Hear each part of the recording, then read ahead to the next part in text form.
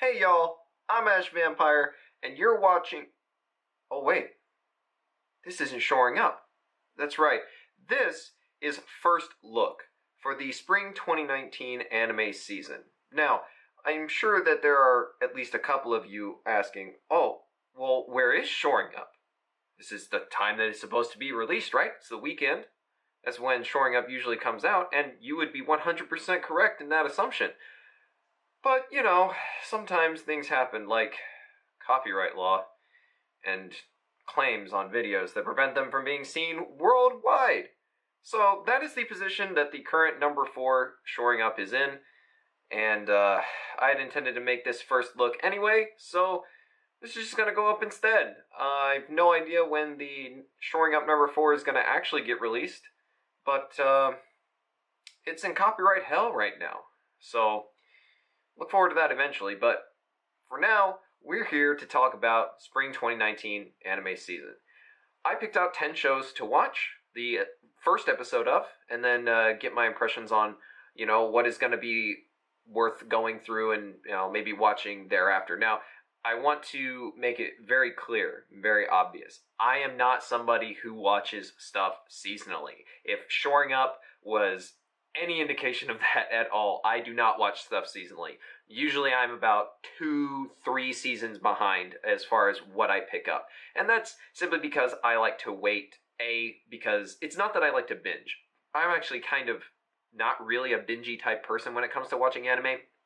I just don't like having to wait a full week to then only get, the fastest subs that can come out. I'm not into that. I like to have a cream of the crop. I'd like to have options as to what I pick and, what I watch. So even if I am intending on continuing on with any of these shows, which we will get to, they are not going to be something that I watch seasonally. I'm just not going to do it. But I can at least say what I think of these shows from the first episode. So we'll get started with that.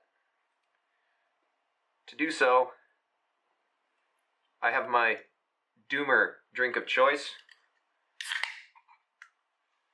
We're going to drink it classy style.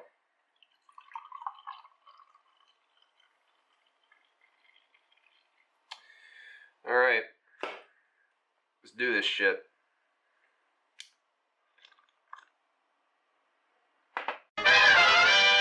Okay, first show that I picked up for Spring 2019 is Fruits Basket 2019. Now, I had heard a fair bit about Fruits Basket from the original adaptation. Not a whole lot, but I definitely heard rumblings. It's, talked about here and there. But I hadn't seen it. It had been on my plan to watch for a while. I actually have it. I, just never loaded it up for whatever reason. I had other things I was more interested in. But hey, it's on the Spring 2019 list, so let's go ahead and watch the first episode. While this is a shoujo, I did find the sparkly bits with Yuki to be a little excessive and overdone, because it's literally the first episode. Like, this would be more acceptable to me if it was, like, later on down the road, once the relationship was a little bit more solidified, but without any sort of, like, backing between the main characters as far as the romance is concerned, it feels a little bit forced. It feels like you're trying to convince me, hey, these characters are gonna get into each other. I would rather you show me that they get into each other, and then you can go, with the extravagant sparkly bits. It's not a huge complaint, but I was kind of like, man, save that shit, bro. Like, come on. I quite frankly don't like Yuki's voice very much at all, especially when it's contrasted against his older brother, whose voice is actually pretty stellar. It's one of those weird situations where I don't have it happen very often at all, but every now and again I will have a character where I just don't feel the voice coming out of the mouth is... I don't feel like it matches the design, right? It's not so much the personality. That really doesn't do anything for me as far as, like, who they choose to voice something based on a personality, right? It's more the design. And his voice just doesn't sound like it's, suited to the design. And also, it doesn't really sound good for a male protagonist in a shoujo. I think this is a comedy rom-com. Not 100% sure, but either way, still for a romance, like, it just doesn't feel right. I don't like it very much. I wouldn't go so far as to say that Toru's relationships at school are stereotypical. I mean, some of her classmates definitely are stereotypical, but I do hope they're fleshed out a bit more. If I'm gonna continue to watch this, like, while the main characters are definitely going to be the focus, and they'll get a fair bit of development, or at least most of the development, when you're going to run around with stereotypical side characters, like, I need to have something there, something not necessarily unique or particularly interesting or anything, but I do want to have something. Give me something. Don't just give me the tropes, dog. Like, I understand that tropes are, how you build a base and make something recognizable to people, but I would appreciate a little bit more as far as, her friends are concerned. I'm definitely interested in the show just based on the mechanics of the zodiac animals, and I'll probably end up continuing to watch this once it's all out. Especially since I planned on watching the original, and just on that alone, I'm like, well, I kind of want to know how this works. I want to know what's going on here. So it does at least have me there. Like, I am interested in the plot, which, should I be for a shoujo? Debatable. Who knows? But I don't know. You gotta have something, right?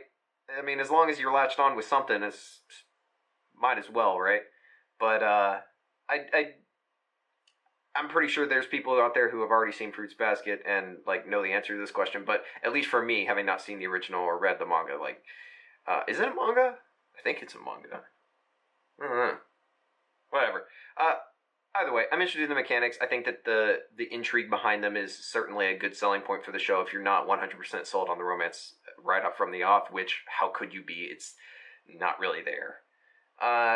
The animation, just from a technical, we'll just do a little bit of a technical overview real quick before we move on. The animation isn't anything to write home about. But there was one interesting scene fade, which I'll show right here, that I actually liked. But aside from that, it was kind of bare bones. It wasn't really great or notable. It was serviceable. Didn't insult me. Wasn't upset by it. So Fruits Basket, will I watch it? Eventually.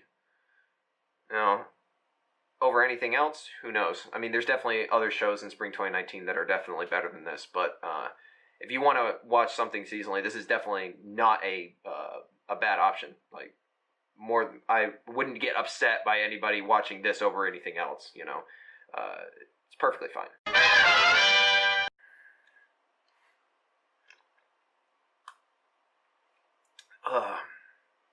It's pretty good. Let's do a callback for shoring up. Rip.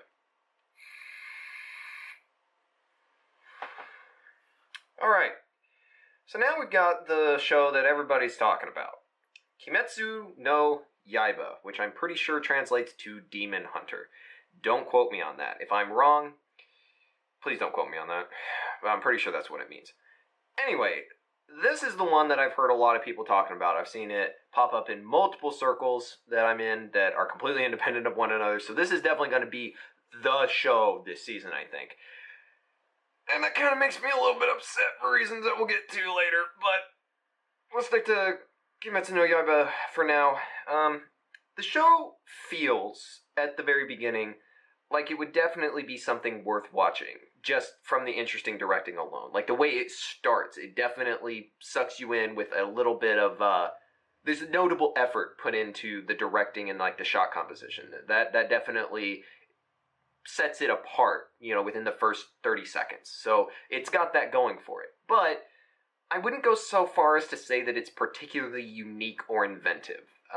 There is at least, like I said, there is at least a clear amount of effort put in, but nothing beyond that. Like, they go just far enough to make it noticeable that there is something outside of the norm going on here, but it's not anything that I haven't ever seen before. So it's kind of just like oh, you actually care. Congratulations. Now can you follow that up? And that's where we get to the problems. The protagonist is of the typical shonen variety, but I am appreciative, at least a little bit, of how they develop his identity by way of the brief interactions that you have in the beginning with the townspeople. Instead of showing him or having him monologue or have other people monologue about him. No, they just show that he's a good guy. That he's helpful, that people know him, that he's established as being somebody who's there, who looks out for other people, and who is capable. That's another important part. Like, not only is it established like what kind of character he has, but that he is a very definitely able-bodied person, which for a shonen, I guess this is shonen? We'll call it shonen. It's kind of important, right? Because you don't want to sit there thinking, okay, when is this guy actually going to get good? No, they've already shown that he has the ability to do that with his interactions with the townspeople. So, that's all right. The carnage displayed when he arrives back at his house is pretty good. And it stays on screen for a decent amount of time, which is nice. More so than I would have expected. It's not particularly graphic. There's a lot of red everywhere. They don't show any specifically gory wounds or anything. But, at least they do linger on it long enough for you to get a sense of exactly how brutal this must actually be. So, props on that. This is where we're going to start talking about the problems that I have with this and why I am kind of upset that this is going to be the show that people talk about this season. His sister's shrinking animation is just actual ass. Like, the scene where, she's on top of him and she grows up and she grows bigger, that's fine. Whatever, It uses a zoomed in shot first, right? And then it expands out and you see she's grown all over the place, so that's fine. It's when they get thrown back against the tree and then she shrinks, and it is a literal Sony Vegas crossfade from big sister to smaller sister. It was awful. Like, I saw that and I was just like, what? Come on, dude. Like, I mean, after starting with, like, such good directing and, like, giving a damn, then you go into move into that shit, and it's just awful. It just looks awful. It completely throws you off out of, like, the moment, because you're looking at it and you see this god-awful animation, and you're just, come on, man, like, you're getting into the point in this episode where you're actually supposed to start caring and getting invested in the conflict, and that completely throws you out of it. And it just continues getting worse from there, because the fight completely ruined any sense of tension by having way too fucking much monologue and not really doing much with any animation. Like, seriously, if you're gonna try to sell me on the shonen-style action-esque show, which is this is clearly supposed to be, I want to see some good quality fights. But this just is not that. Like, if you're gonna try and tell me that this is a shonen series and that, nobody cares about protagonists in shonen series, or at least they very rarely do, because I'm not 100% on board with the whole thing of calling every shonen protagonist the same guy, like saying that, all shonen protagonists are the same character. That's definitely not true, but they do share a lot of similarities, so in order for me to care right from the off, because you're not going to be able to establish a unique shonen action protagonist in episode 1. That's just not going to happen. There's no way that within 20 minutes you can do that. Absolutely not. I 100% do not think that you can do that. So, in lieu of that, you're going to have to sell it on good fights. And this is just so boring. Like, it feels like 5 minutes goes by, and I'm pretty sure it's not 5 minutes, but that's what it felt like, of him and the samurai dude just talking on end. And I just, why? I want to care. Get me invested. Show me a good fight. Come on. But no, we're just going to talk. We're going to talk about, bravery and courage and all this other garbage that every shonen show fucking talks about and that I've heard a million times before. Like, show me some good fights. Show me that you're worth your time. Show me that visually you are worth my time. Because at this point, I don't care about the story. Not yet. So, let's keep going, because it doesn't stop there. That's just probably the most egregious one. That monologue, or I think it's a dialogue. It felt like a monologue. But that talking scene was by far the most egregious thing, but it doesn't stop there. The sounds that his sister makes were annoying. Just straight up. They were annoying because they felt like they had maybe 2 different sound cuts of noises that she was making and then just recycled those over and over at different intervals. It was... And then they had it play way too much. And the only reason that I picked up on that it was probably only like 2 specific cuts, is that it was played so goddamn much. The character designs, they look like they should be interesting, but there's just something about them that feels almost try-hard, in a way. It's like, you can tell that there's this attempt made to create interesting character designs, but it just feels like it kind of falls flat. You know? I don't know, like, it just... I feel like I'm supposed to be like, oh, that's an interesting looking character, but at the same time, I'm just like, wow, somebody tried to make an interesting looking character. Okay? It didn't do anything for me. At all, really. And then, I want to get over this show, because I've ranted about this far longer than I intended. I probably won't continue to watch this, even after it's done, because unless I hear out in the ether and corroborated by people I trust, mind, right? I don't trust the wider otaku world when it comes to suggestions, because Lord knows that we have disagreed on a lot of things in the past, but if I probably won't watch it unless I hear it, that it's like really, really good from people that I trust. And we will get to what you should be watching if you want shonen action later on down the line, because I'm not saying don't watch it and then, you know, just kind of have to deal with not having a shonen action title if that's what you want. There is, and it's actually good. But I would much rather people not watch this. I just don't think it's going to be... God damn. Disappointing. This next one's going to be quick. Take a small sip for it.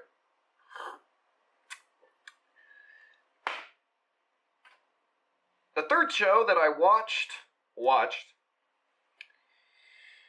Kenja no Mago. You know,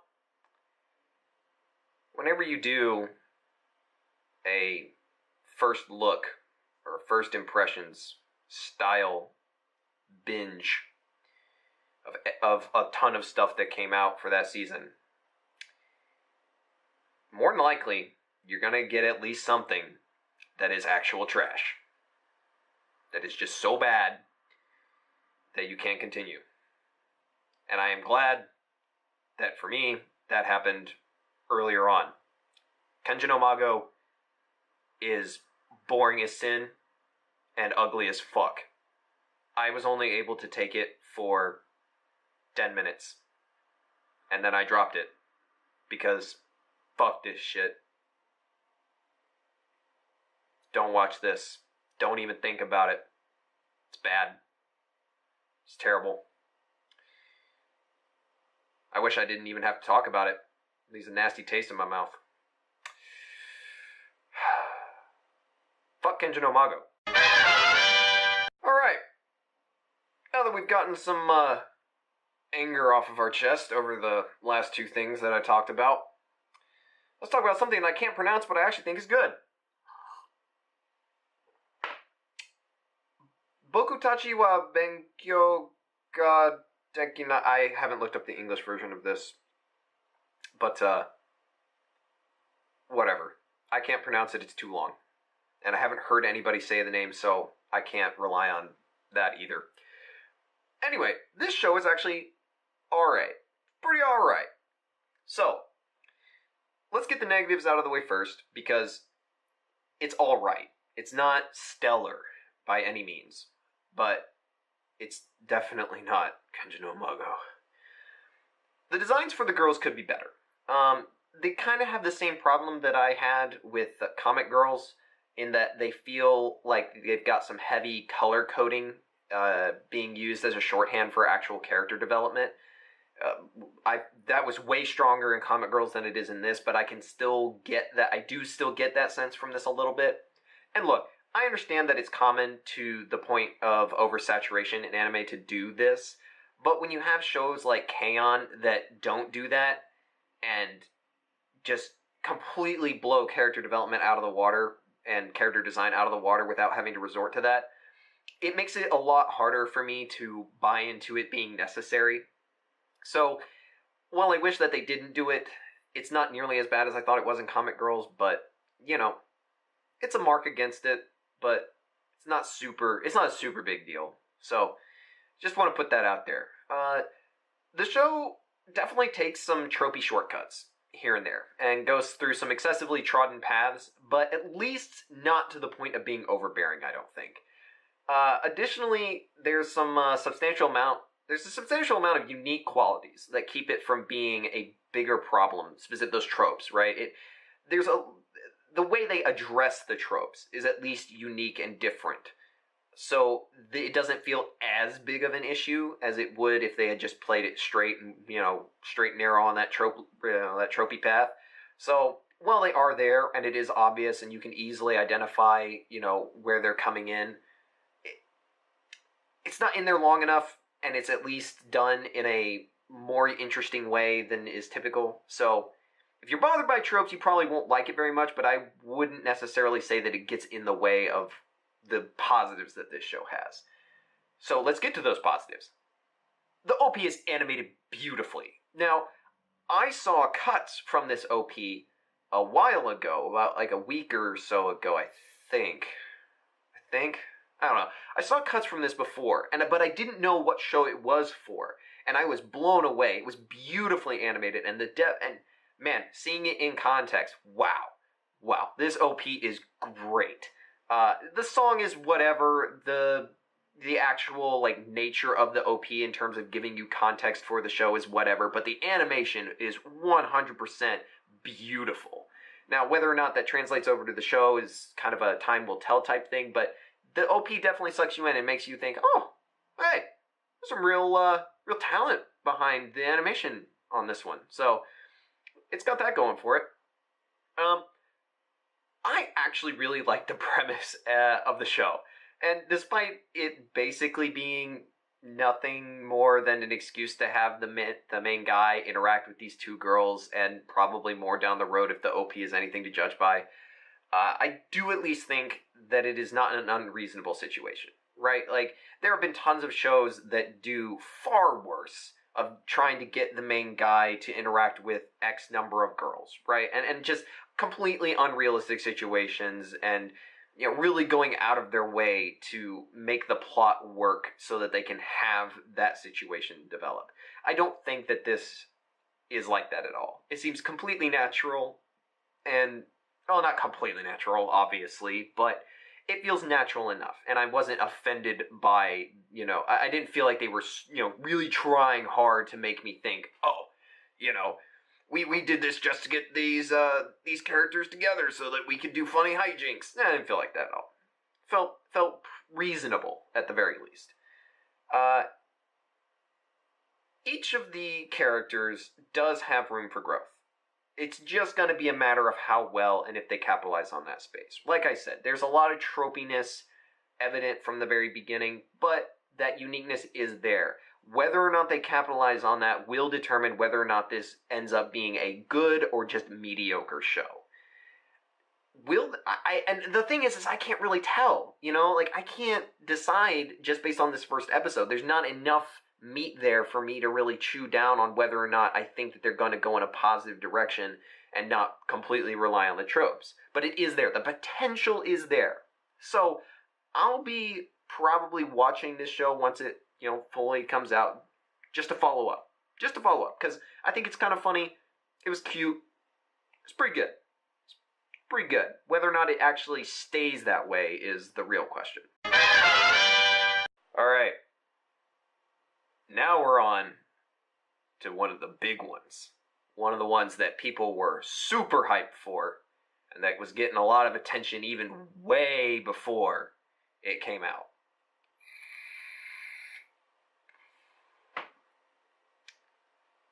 So I'm talking about Carol and Tuesday. And whenever there's a show that gets a lot of rave hype, I tend to be a little leery. Because, like I said, me and the otaku world don't very rarely see eye to eye. we very rarely see eye to eye. So I go in leery when I, see things like this. Now, don't get me wrong. The premise is definitely interesting. Definitely something we haven't really seen a lot of before. So, it at least had that going for it. But god damn, did everyone have every justifiable reason to be hype about Carol and Tuesday. This is by far the best looking show that I watched in this first look. Far and away. It is gorgeous. The animation is out of this world good. And the directing really captures not only the best way to look at each cut, but just completely and beautifully captures the mood of isolation and feelings of insignificance of the two main characters. I was captive watching this first episode. What a good show visually. Man, this is why I watch anime, people. This show right here, Carol and Tuesday, is why I watch anime, because I was just so happy watching this show, guys. Like, it was so good. It was so enjoyable just to look at. I mean, man, I can't praise it enough. This is definitely worth checking out, and this was definitely worth receiving all the hype that it was getting up until its release. So, 100%, this is worth it, and I don't think it's going to dip in quality. It would be a shame if it did. I don't think it will. But let's get into specifics. As a sci-fi fan, I can't help but point out how good the background details look for the setting. It really helps sell the location and the time that the show is supposed to be set in, which I'm guessing is going to become plot relevant later. There's some hints of it in the first episode that the nature of it being set in the future where music is essentially algorithmically generated and, nobody actually makes music anymore. I think that's going to be like the main overarching plot driver for the show. The sci-fi elements are definitely good. I liked all the designs for the neat little gadgets and the architecture and all that stuff, the screens and the restaurants and stuff. I'm really big on small details like that in sci-fi. It's part of why I think Ghost in the Shell Standalone Complex is so good, because they really inject all those tiny little things into the entire world. And I'm hoping that Carol and Tuesday continues to do that, because it's definitely something that I latch onto as a sci-fi fan. So that's got it going for it if you're into sci-fi settings. The character designs are just fucking stellar, bro. Man, they're unique, they're different, they're interesting. They've got a lot of detail in the faces, more so than a lot of shows now. These faces are beautifully drawn, and very, very emotive. Character design, top notch. Cannot give it enough praise. But obviously, the biggest point... So let's pick up right where we left off before the camera decided that it was too good to be recording anime content. Last point, Carol and Tuesday. Obviously, what people are going to come to this show for, and what they absolutely should come to the show for, in my honest opinion, this is a show about music. This is a show about creative people making music, discovering music, and because of that, if you're going to sell a show based on, an art, that art really, really needs to be, and in particular for music, very heartfelt and impactful. You need to feel that shit in your soul. And boy, does this show deliver. I cannot accurately describe with words what I felt at any given point when the music that Carol or Tuesday were playing, but all I know is that I counted not one, not two, not three, but 5 individual times that shivers went up my spine when they started playing music and singing. I felt it in my soul. I already used this to describe it, but it is so heartfelt and so honest and just beautiful. It's just beautiful. And, man, I hope that it continues. I'm going to definitely watch this show once it's fully released. I'm going to watch the whole thing. But I really hope that it continues to move the audience in the way that the first episode definitely did. I would definitely recommend this. If you're going to watch anything seasonally and it's not shonen style, definitely watch Carol and Tuesday. I cannot give it enough praise just based on the first episode alone.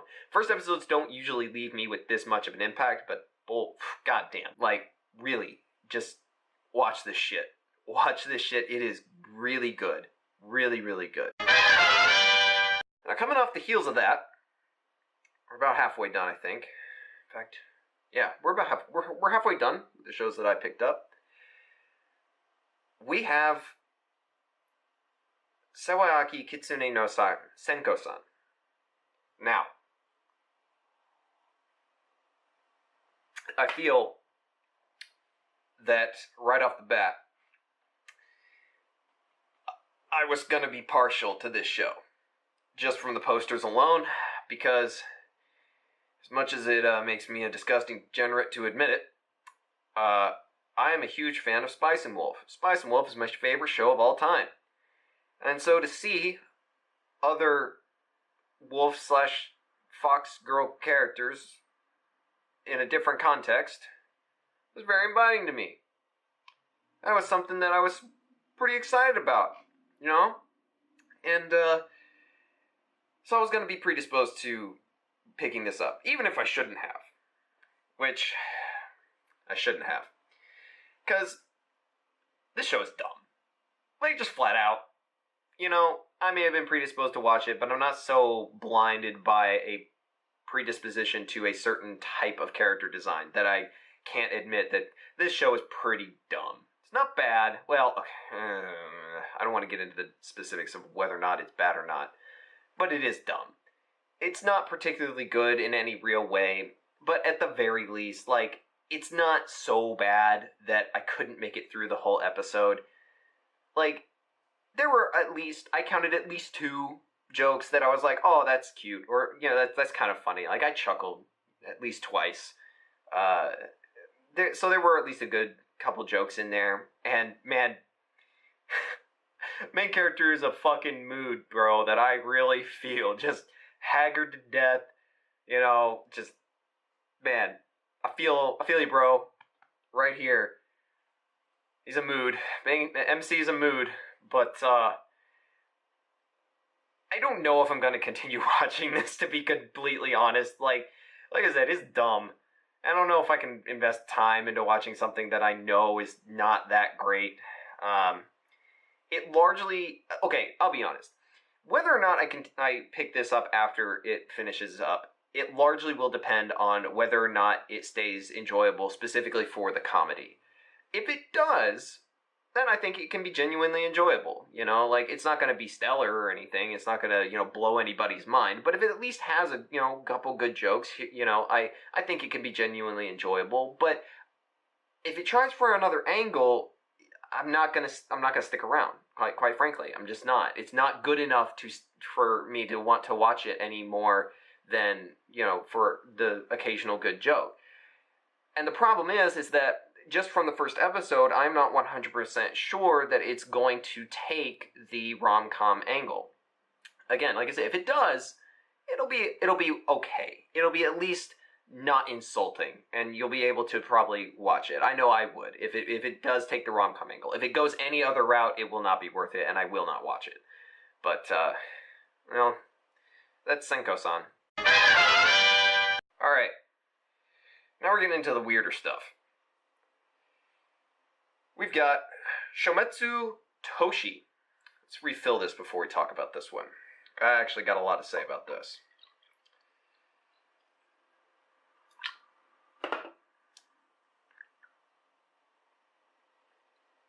I think I just spilled some on myself. Hopefully that embarrassing bit didn't get captured on camera, but if it did, I'm going to admit it. This show has all of the potential to be something good, but it's just handled really, really poorly. And because of that, I'm not inclined to give a fucking shit about this show. there are far too many dissonant CG cuts. Like, let's just start with the technical stuff first, because that is what stood out to me. And I think I might make a video on this eventually about how when you're watching a show for the first time, as soon as something stands out to you as bad, or at the very least distracting, from then on, at least for me, I am inclined to notice more, to be far more critical. As soon as you do something that I notice and can, be critical about, it opens the floodgates, and I am far less likely to overlook small stuff. And this starts it off on the technical side. There are way too many dissonant CG cuts, right? That, it's just snap cuts from, a regular animated scene to a CG shot, and it looks awful. You can totally tell the CG doesn't look good at all, and it's like, why would you use CG? Why? Like, there's no actual reason for it to be in CG. There's nothing that it accomplishes that is significantly easier in CG, I don't think. I mean, maybe I'm wrong, but it doesn't look particularly impressive. So I don't know why they would, make random CG cuts. But in particular, the one bit that started me looking at it a little bit more critically was the scene where the helicopter, which already looked like ass, just whirls around a building, and it looks so unnatural. It literally looks like a paper airplane. Like, it looks like it weighs nothing. And I almost dropped the show right there. Honest to God. I was like, oh no. Oh no. But I kept on. And the show just gave me more reason to talk shit. So, the show feels like it's riding on mystery investment. And what I mean by that is that the show introduces a ton of characters and a ton of plot and world-building elements without explaining any of it, on the assumption that the desire for the audience to figure out what is happening will drive people to continue watching. The problem is that there's no real through line to latch onto to anything. There's nothing that's going to engender you to want to stick around. It throws a bunch of stuff at you, but nothing sticks. We don't know who any of these characters are, so there's no attachment that you have to any of them. And the world-building elements are so obfuscated to try to maintain that mystery element that there's no point of contact to latch onto. There's nothing for you to ground yourself in as like a starting point for you to then start to care. So it completely botches the entire point of like how to get you to start watching. How am I supposed to care? How am I supposed to give a shit about this? Like, honest to God. Like, you're throwing so much at me and not giving me anything to put, I have nothing to do. It's so hard to put into words. It's not good. It's not good. There's just too much. There's too much. That's what, we'll leave it at that. There's too much in this show for me to give a shit about any of it. None of the we'll finish this off real quick. None of the psychic powers look interesting, right? They have visual flair that on its face isn't interesting to watch. And it's not enough to make me want to continue. Like, you could have done so much more interesting. Like, how many times have we seen red and purple balls of light being used to represent psychic powers? Do something interesting. Make me care. Do something that looks visually unique. Because I've seen red energy balls from everything from, a character's psychic power to, a spaceship gun. Like, it means nothing.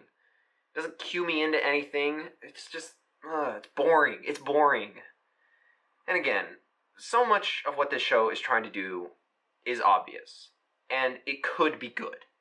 Everything there is potential. This show is a massive amount of potential.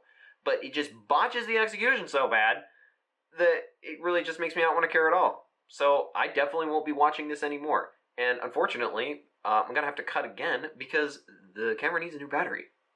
I'll see you in just a second.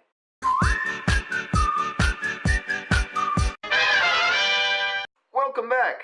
Now, as you probably notice, it's light outside. And it was dark outside in the previous cut. And that would be because, well, the camera just didn't record after I put the new battery in for some reason. So here we are, we're doing it again. we have only 3 shows left, so let's get right into it. We have Sarazenmai. Sarazenmai. I think that's how it's supposed to be said. Alright, look, bros. We don't have any monsters, and it's early in the morning. I can't do that early. I need water.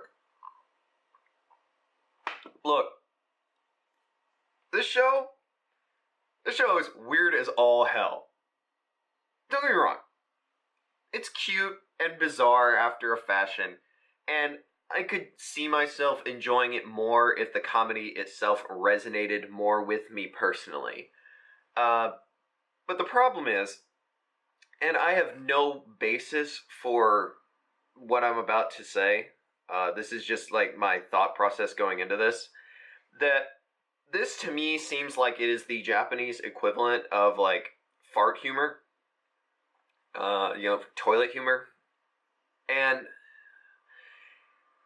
even as a kid, when that kind of thing is supposed to actually be funny to you growing up, I was never even a fan of it in the States. Like, it is not the kind of comedy that I tend to enjoy. I tend not to enjoy very many comedies at all. So it's not my wheelhouse, right? It's not that this show is bad. Like, the animation is astoundingly good, and the color design is incredibly dynamic, and the show is just generally beautiful to look at.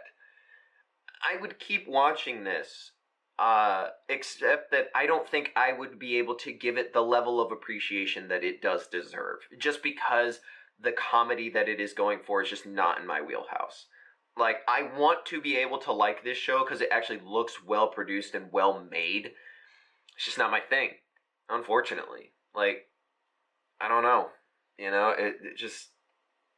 It's sad whenever this happens, right? When you get a show that it does everything well technically, but just the subject matter is just not your shtick, so you just kind of don't care. I don't know. It's kind of upsetting for me, personally, that I can't enjoy it as much as I wish I could. But, can't like them all, so we'll move on to the next one. So we've got here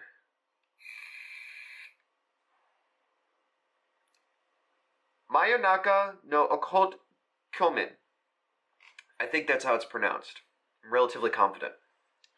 I also haven't seen the English title for this one either, and I don't care to.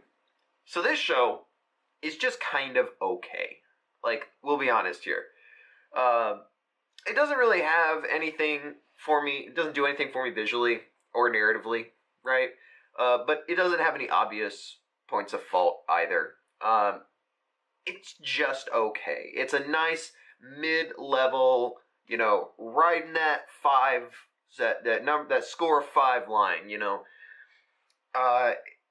This is the kind of show that you watch only after you have gone through, like, literally everything else that you were actually interested in. I think that I wouldn't be upset by anybody watching this, like, I would be angry if somebody decided that their time was worth Kenjin Mago,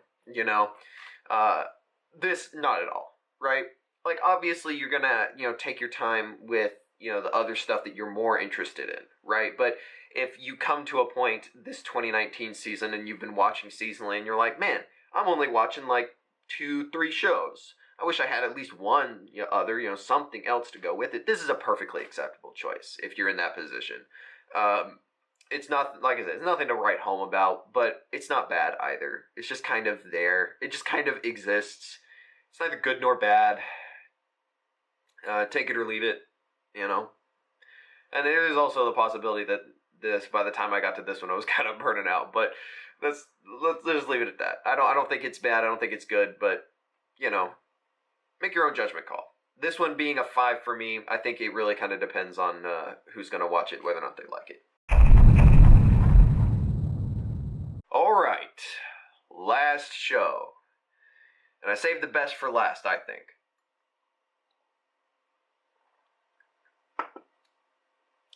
Remember when I said, when I was talking about Kimetsu, that there was another show out there that if you needed a good shonen action, that there were other options, and that you should not devote yourself to watching Kimetsu. Well, this is the reason. Gunjo no Magmel. Boy, if you want a good shonen action show, this is it. This is it. This show is actually badass. Alright, first of all, out of every other show that I watched for this first look at Spring 2019, this is the only one that sold me on it immediately with just the OP. Look, there were other shows that had good OPs, but those OPs never actually sold me on the show. Gunjo no Magmel has an OP that is just one of the most beautiful things I have ever seen. The use of color is absolutely fantastic. There's neon shades and pastels and color just going everywhere. It's just like, let's just throw the entire color palette at the screen and like mix it and match it, and oh god, it's so beautiful. The OP is so beautiful. The song is great. Man, if you are not sold on watching Gunjo no Magmel by just watching the OP, there's nothing I can do for you. As a human being, there's nothing I can do for you. This OP is beautiful, it's gorgeous, and man, even if you're not into shonen action shows, I would recommend watching just at least the OP, because it is worth that. Like, even if you're not going to watch the show, it is worth just watching the OP because it is that beautiful. But getting into the show itself, the character designs are unique and interesting.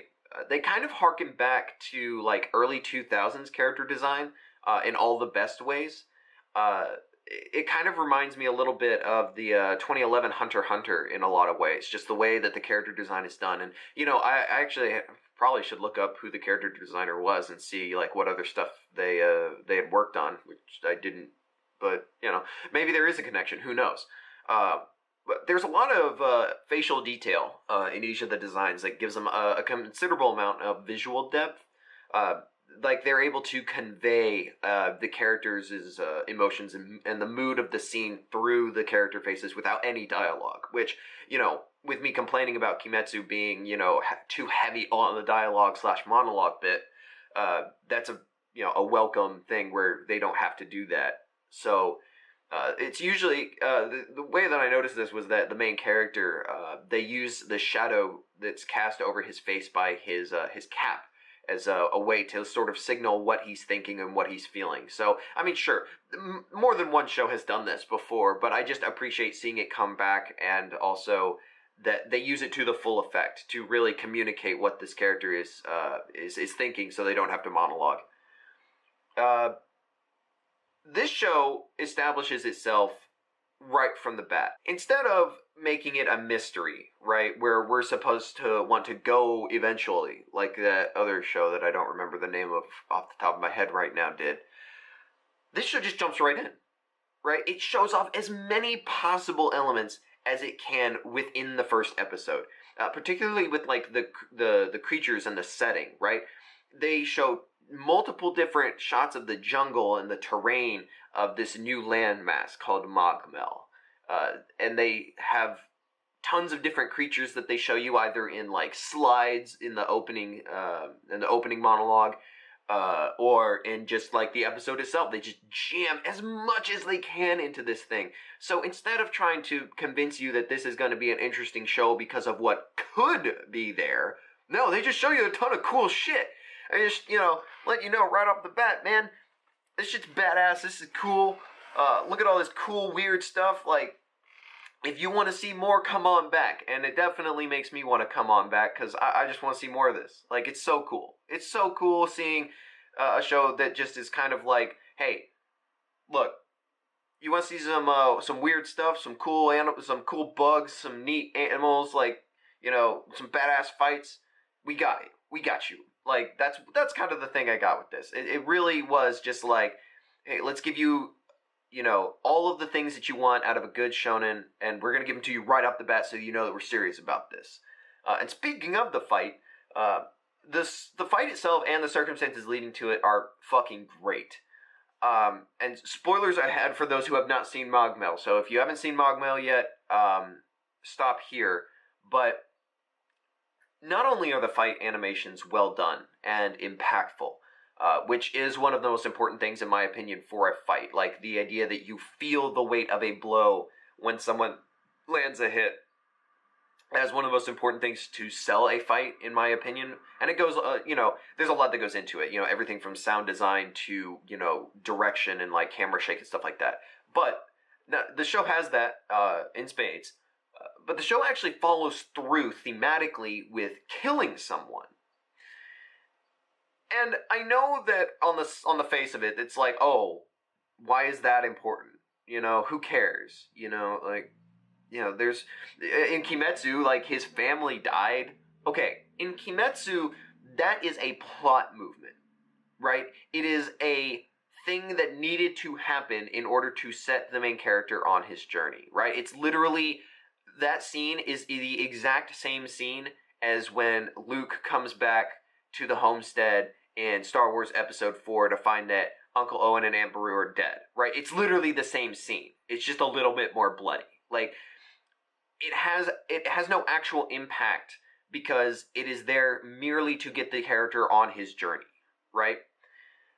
In Mogmel, instead of doing that, the character that dies is the little kid that had hired Angler, right? Initially, right? And the reason that this is interesting, right, is because this alleviates a lot of concern that I personally tend to have with action shows, and that is specifically the application on various characters of plot armor. Now, it's very likely that Angler is going to have plot armor, realistically.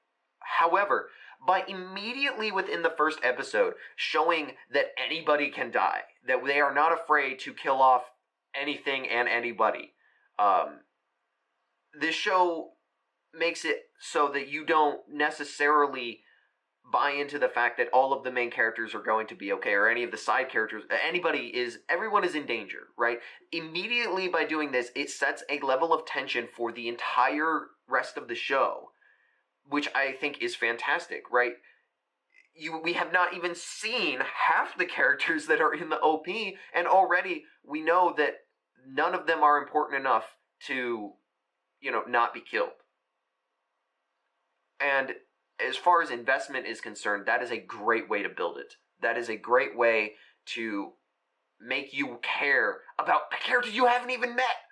I have not even met half the characters in the OP, and I already am like, maybe they're not all safe. Maybe some people are gonna die in this show. So, excellent job on Mogmel, and when this comes out, like, you want to talk about tempting to watch seasonally. Like, this one does it. I was not tempted, really, even for the shows that I thought were good, to actually care about any of them, seasonally. But Mogmel makes me, it tempts me. It tempts me to want to watch seasonally. I probably won't, but it's good. Mogmel is good. If you want a actual good shonen, and or you are tired of people talking about Kimetsu being the show that is, airing this season, watch Mogmel. Make the conversation about Mogmel instead, because it definitely deserves it, and I hope that it continues to stay as good as this first episode.